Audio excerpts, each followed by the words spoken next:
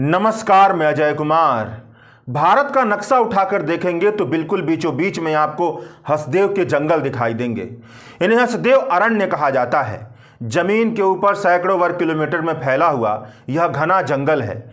जितने भी इस तरह के सैकड़ों वर्ग किलोमीटर में फैले हुए भारत में घने जंगल मौजूद थे, उनमें से ज़्यादातर खत्म हो गए हैं। केवल हसदेव अरण्य जैसे ही कुछ जंगल बचे हुए हैं। जमीन के ऊपर जीवन है, बायोडाइवर्सिटी से भरा हुआ इलाका है। यह इलाका पृथ्वी के उन इलाकों में से एक है जिन्होंने इंसानों के जीवन को संभाला हुआ है।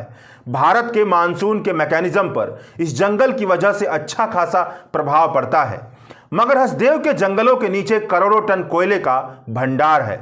मतलब वह पदार्थ है जिस पर इंसानों की विलासी जीवन शैली टिकी हुई है। अंधी विलासिता को विकास की तरह देखने वाले जमीन के नीचे से कोयला निकाल रहे हैं। जंगल में मौजूद लाखों पेड़ काटे जा चुके हैं। इसके खिलाफ स्थानीय लोग तकरीबन 10 साल से ज़्यादा समय से विरोध करते आए हैं। जमीन के नीचे से कोयला निकालने का काम अडानी की कंपनी कर रही है। अडानी की कंपनी कोयला ब्लॉक की मालिक है। साल 2010 से जब से हसदेव अरण्य का मामला चर्चा में आया, तब से लेकर अब तक भाजपा और कांग्रेस ने छत्तीसगढ़ सरकार की सत्ता संभाली। उसके बाद अब छत्तीसगढ़ में भाजपा की सरकार है। इन सब सरकारों को इसलिए चुना गया था कि यह आदिवासी के हकों और अधिकारों के लिए काम करेंगी। अगर कोयला की जरूरत है तो कोयला निकलेगा भी तो नियम और कानून के मुताबिक निकलेगा। मगर इन सभी सरकारों ने आदिवासियों के संवैधानिक अधिकारों के साथ धोखाधड़ी की, नियम और कानूनों की अवहेलना की। छत्तीसगढ़ भाजपा ने अपने घोषणा पत्र में हसदेव में कोयला खनन की अनुमति को धोखा कहा था, लेकिन सरकार बनते ही अडानी की खदानों के लिए पेड़ों की कटाई शुरू हो गई। आदिवासी गांव के सरपंच और नौजवान नेताओं को 3 दिन नजरबंद रखकर तकरीबन 500 पुलिस वालों की तैनाती में 21 दिसंबर से लगातार 3 दिनों तक हसदेव के जंगलों में तकरीबन 30,000 पेड़ काटे गए हैं। तो चलिए इस पूरे मसले पर इस वीडियो में विस्तार से बात करते हैं। हसदेव के जंगल तकरीबन 1876 स्क्वायर किलोमीटर के इलाके में फैले हुए हैं। मतलब दिल्ली के क्षेत्रफल से भी बड़ा इलाका इन जंगलों का है। यह जंगल 3 राज्यों में फैले हुए हैं। मध्य प्रदेश के छोर से मिलते हैं, छत्तीसगढ़ के छोर से मिलते हैं और जाकर के आपको झारखंड के छोर से मिलते हैं। हसदेव अरण्य इसलिए कहा जाता है क्योंकि यह पूरा जंगल महानदी में जाकर मिलने वाली नदी हसदेव के कैचमेंट एरिया में पड़ता है। कोयला मंत्रालय के मुताबिक हसदेव अरण्य के पूरे इलाके में जमीन के नीचे तकरीबन 2032 मिलियन टन यानी कि 203 करोड़ टन कोयला होने का अनुमान लगाया गया है। कुछ जानकार तो यहां तक बताते हैं कि यहां तकरीबन 5000 मिलियन टन यानी कि 500 करोड़ टन से भी ज्यादा कोयला होगा। हसदेव अरण्य के कोलफील्ड को साल 2010 से पहले 23 कोल ब्लॉक में बांटा गया था। साल 2010 में पर्यावरण मंत्रालय के वन सलाहकार समिति ने सिफारिश दी कि हसदेव अरण्य के इलाके में कोयला खनन का काम नहीं होना चाहिए। उस समय पर्यावरण मंत्रालय जयराम रमेश संभाल रहे थे। पर्यावरण मंत्रालय के वन सलाहकार समिति की कोयला खनन की मनाही के बावजूद भी जयराम रमेश ने हसदेव अरण्य में पड़ने वाले एक कोल ब्लॉक परसा ईस्ट केते ब्लॉक से कोयला खनन की मंजूरी दे दी। उन्होंने यह कहते हुए परसा ईस्ट केते ब्लॉक से खनन की मंजूरी दी कि यह ब्लॉक हसदेव अरण्य के किनारे पर पड़ता है, पेरीफेरी पर पड़ता है। मेन हसदेव के जंगल में खनन की अनुमति कभी नहीं दी जाएगी। दिसंबर 2011 में केंद्रीय वन और पर्यावरण मंत्रालय और कोयला मंत्रालय के साझे अध्ययन से जुड़ी एक रिपोर्ट जारी हुई। इसने भी हसदेव अरण्य में पड़ने वाले कोयले के 23 ब्लॉक को नो गो जोन के तौर पर घोषित कर दिया। नो गो जोन का मतलब यह समझिए कि यह पूरा इलाका फॉरेस्ट डेंसिटी यानी कि घने वनों के मामले में, बायोडाइवर्सिटी यानी कि जैव विविधता के मामले में, हाइड्रोलॉजी यानी कि वहां पे जल स्रोत जो हैं, और रेयर फॉरेस्ट स्पीसीज यानी कि दुर्लभ वन प्रजातियों के मामले में बहुत ही महत्वपूर्ण है। इस इलाके को कोयला खनन से मुक्त रखा जाएगा। इस इलाके में कोयला खनन की इजाजत नहीं होगी। इसका मतलब यह साफ साफ हुआ कि हसदेव के जमीन के भीतर सोए कोयला को निकालने के लिए हसदेव के जंगलों को नहीं काटा जा सकता था। इस तरह की रिपोर्ट के बावजूद भी हसदेव अरण्य में पड़ने वाले परसा ईस्ट केते खदान से खनन करने की मंजूरी दे दी गई थी। यह कोयला खदान राजस्थान सरकार को दिया गया है। जब छत्तीसगढ़ का कोयला खदान राजस्थान को दिया गया था तो उस समय राजस्थान और छत्तीसगढ़ में भाजपा की सरकार थी।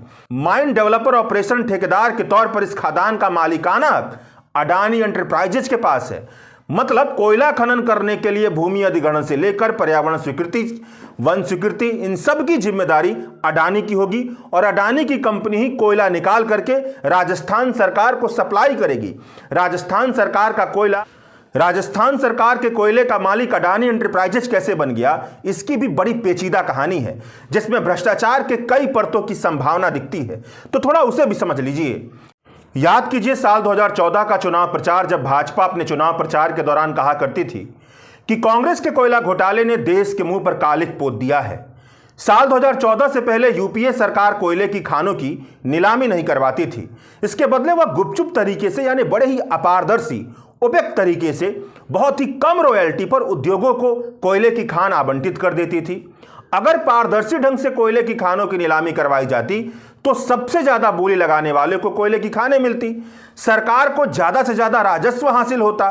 सरकारी खातों की जांच परख करने वाली संस्था comptroller and auditor general of India यानी कि कैग, जो हाल फिलहाल भाजपा के दौर में अच्छे से काम नहीं कर रही है, पूरी तरह से ठप पड़ी हुई है, कैग ने यह बताया कि जिस तरीके से कोयले की खानों का आवंटन हुआ है उसकी वजह से सरकार को तकरीबन $22 बिलियन यानी 1,86,000 करोड़ रुपए के राजस्व का नुकसान पहुंचा है। द रिपोर्टर्स कलेक्टिव की खुलासे से पता चलता है कि कांग्रेस के दौर में कोल ब्लॉक का आवंटन न केवल केंद्र सरकार की कंपनियों को किया गया बल्कि राज्य सरकार की कंपनियों को भी किया गया। राज्य सरकार की कंपनियों ने प्राइवेट कंपनियों के साथ सीक्रेट करार कर और बिना यह उजागर किए कि किस दर पर कोयले के खनन का अधिकार प्राइवेट कंपनियों को दिया जा रहा है, कोयले के खनन का अधिकार प्राइवेट कंपनियों को दे दिया। खनन उद्योग के शब्दजाल की दुनिया में इस सीक्रेट करार को ही mining and development operator contract यानी एमडीओ कॉन्ट्रैक्ट के नाम से जाना जाता है। उस समय कमर्शियल माइनिंग की इजाजत नहीं थी, मगर अडानी ग्रुप ने अच्छा खासा मुनाफा देने वाले कोयले के कारोबार की दुनिया में इसी एमडीओ रूट के जरिए एंट्री किया। साल 2008 में अडानी ग्रुप के साथ पहला एमडीओ करार हुआ।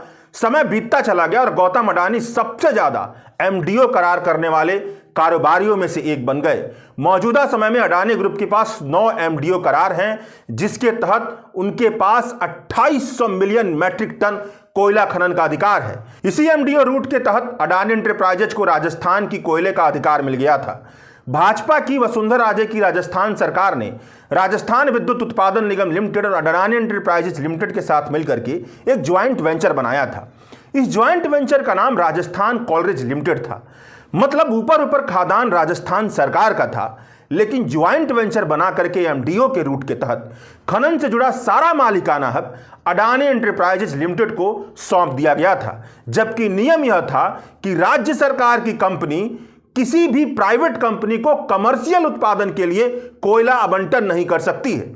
सुप्रीम कोर्ट ने साल 2014 में कांग्रेस के दौर में जारी किए गए 204 कोयला ब्लॉक के आवंटन को रद्द कर दिया। सुप्रीम कोर्ट ने फैसला सुनाते हुए कहा कि ज्यादातर कोयला ब्लॉक का आवंटन मनमाना और गैर कानूनी है। कोयला ब्लॉक के आवंटन के लिए इस तरह का गैर कानूनी रास्ता बनाया गया है कि पिछले दरवाजे से कमर्शियल मकसद के लिए कोयला खनन की इजाजत प्राइवेट कंपनियों को मिल जाती है। सुप्रीम कोर्ट ने कहा कि मौजूदा कानून केंद्र सरकार की कंपनियों को कोयला ब्लॉक आवंटित करने की इजाजत देता है, मगर राज्य सरकार के अधीन वाली कंपनियों को नहीं।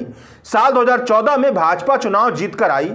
नरेंद्र मोदी कोयला घोटाले के लिए नया कानून भी लेकर आए, मगर उसमें इस तरह का रेगुलेशन बनाया गया कि अडानी की कंपनियों का छत्तीसगढ़ के हसदेव अरण्य में मिला खनन का अधिकार खारिज न हो, वह अपना काम करते रहे। जबकि सुप्रीम कोर्ट के आदेश के मुताबिक हसदेव अरण्य के जंगलों में अडानी को मिला कोयले का खनन अधिकार खत्म हो जाना चाहिए था। इस तरह से कांग्रेस के जयराम रमेश ने वन सलाहकार समिति की सिफारिश को खारिज करते हुए हसदेव अरण्य के किनारे पर कोयला खनन का अधिकार दिया। भाजपा की वसुंधरा राजे की सरकार ने इस कोयला खनन के अधिकार को कंपनी बनाकर के अडानी लिमिटेड को बेच दिया। साल 2014 में सुप्रीम कोर्ट के फैसले के बाद अडानी लिमिटेड के खनन अधिकार को खत्म कर देना चाहिए था, मगर इसके बावजूद भी भाजपा की मोदी सरकार ने अडानी लिमिटेड को खनन अधिकार सौंप दिया। यही वह तरीका है जिसे कॉरपोरेट और नेताओं की गठजोड़ से चलने वाली सरकार का शासन प्रशासन कहा जाता है। हसदेव अरण्य का इलाका संविधान की 5वीं अनुसूची के तहत आता है। संविधान की 5वीं अनुसूची के तहत अनुसूचित जनजातियों के लिए अनुसूचित क्षेत्र घोषित किए गए इलाकों को अपने इलाके को नियंत्रित करने के लिए प्रशासनिक अधिकार मिले हुए हैं। इसी अनुच्छेद के तहत पेशा का कानून बना हुआ है। इस कानून के मुताबिक जब तक ग्राम सभा सहमति नहीं देगी तब तक खनन के लिए भूमि अधिग्रहित नहीं की जा सकती है। इसी अधिकार का इस्तेमाल करके हसदेव अरण्य की 20 ग्राम सभाओं ने यह प्रस्ताव पारित किया कि वन अधिकार कानून के तहत इस इलाके के कोयले खनन के लिए आवंटित नहीं किए जाएंगे। साल 2016 में छत्तीसगढ़ में भाजपा की सरकार थी। भाजपा की सरकार ने आदिवासियों को सौंपे गए वन अधिकार को यह कहते हुए खारिज कर दिया कि वह माइनिंग की गतिविधियों में अड़चन डालकर गैर कानूनी कृत्य कर रहे हैं, जबकि आदिवासियों के मिले वन अधिकार को खारिज नहीं किया जा सकता है। इस तथ्य के होने के बावजूद भी भाजपा की राज्य सरकार ने आदिवासियों के अधिकार को रद्द कर दिया था। हसदेव बचाओ आंदोलन के सदस्य आलोक शुक्ला बताते हैं कि 2015 के बाद 3 बार ग्राम सभाओं ने यह प्रस्ताव जारी किया कि वह खनन का अधिकार नहीं देंगी, खनन की इजाजत नहीं देंगी, मगर साल 2018 में फर्जी प्रस्ताव बनवाया गया। ग्राम सभा हुई मगर खनन पर चर्चा नहीं हुई। अडानी कंपनी और जिला प्रशासन के लोगों ने उदयपुर के गेस्ट हाउस में जाकर प्रस्ताव लिखवाया कि खनन की अनुमति दी जाती है। जैसे ही गांव के लोगों को पता चला कि गांव के लोगों ने थाने को सूचना दी, कलेक्टर को पत्र लिखा, मुख्यमंत्री से कहा, मगर आज तक उस पर कोई सुनवाई नहीं हुई है। 2018 में कांग्रेस की भूपेश बघेल की सरकार सत्ता में आई। इसने भी इस फर्जी सहमति पर कोई जांच नहीं करवाई, जबकि 2015 में राहुल गांधी ने आदिवासियों के संघर्ष में खड़ा होकर यह कहा था कि हम आपके संघर्ष के साथ खड़े हैं और बिना आपकी सहमति से कोयला नहीं निकाला जाना चाहिए।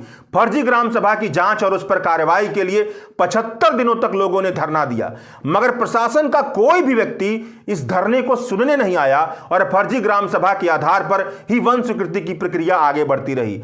अंततः जब ग्राम सभा की बात नहीं सुनी गई तो 2 अक्टूबर 2021 के दिन आदिवासियों ने 300 किलोमीटर पैदल यात्रा की और 14 अक्टूबर 2021 को रायपुर में पहुंचकर मुख्यमंत्री और गवर्नर से मुलाकात की। मुख्यमंत्री और गवर्नर दोनों ने कहा कि आपके साथ अन्याय नहीं होने दिया जाएगा। जब तक ग्राम सभा की सहमति नहीं मिलेगी तब तक कार्यवाही आगे नहीं बढ़ेगी। यह सब केवल सरकारी शासन आश्वासन था, झूठा दिलासा था। आज तक फर्जी ग्राम सभा पर जांच नहीं हुई है। आगे चलकर सरकार ने ग्राम सभा से सहमति लेने के अधिकार को ही खत्म कर दिया।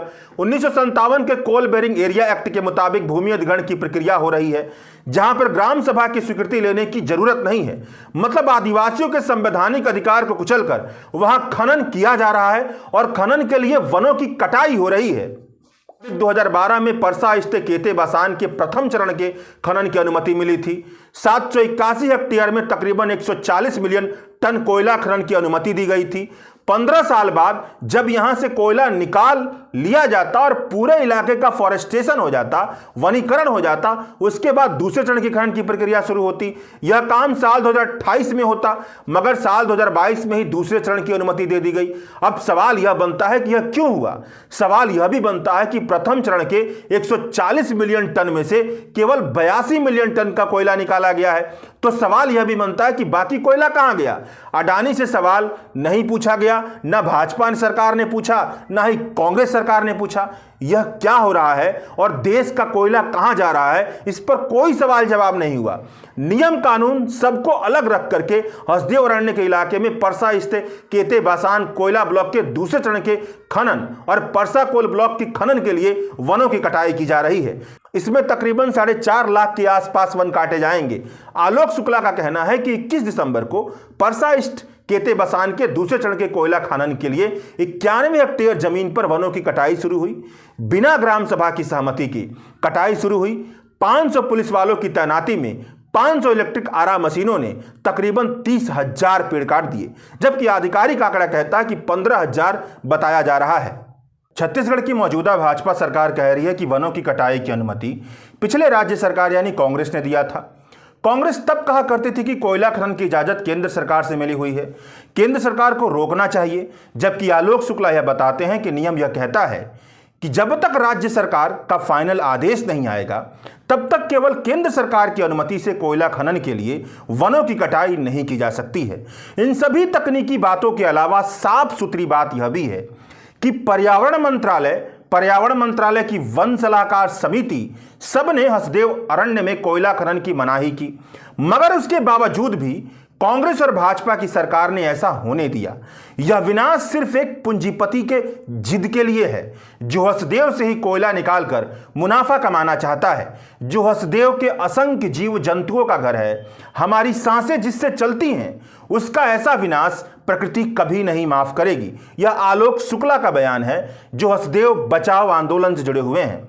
द वायर पर छपी पत्रकार आशुतोष भारद्वाज की रिपोर्ट में अधिवक्ता सुदीप श्रीवास्तव दशकों से विभिन्न अदालतों में अडानी के कोयला ब्लॉक से संबंधित केस लड़ रहे हैं। उनका एक बयान दर्ज है, उस बयान पर भी थोड़ा गौर कीजिएगा।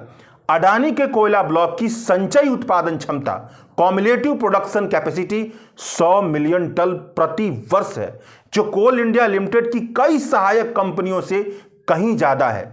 किसी एक उद्योग घराने को इतनी बड़ी संख्या में कोयला ब्लॉक देने से कोयला और बिजली उत्पादन पर न सिर्फ उसका एकाधिकार हो जाता है, बल्कि वह इस बाजार को मनचाहे तरीके से नियंत्रित भी कर सकता है।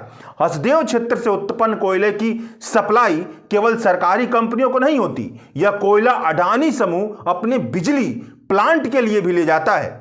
न्यूज वेबसाइट स्क्रोल की एक रिपोर्ट बताती है कि परसा ईस्ट और केटे बासान का लाखों टन रिजेक्टेड कोयला अडानी के 3 बिजली संयंत्रों के पास कच्चे माल के बतौर पहुंचता है। इस सौदे से अडानी समूह को फायदा हुआ है और ब्लॉक की मालिक राजस्थान सरकार को भारी नुकसान, क्योंकि राजस्थान ने कोयले के लिए 2175 रुपए प्रति टन का भुगतान किया, जबकि अडानी पावर ने 450 रुपए प्रति टन मात्र चुकाए। हसदेव अरण्य जैव विविधता से भरा हुआ इलाका है। जब पेड़ों की कटाई होगी तो जैव विविधता बर्बाद होगी।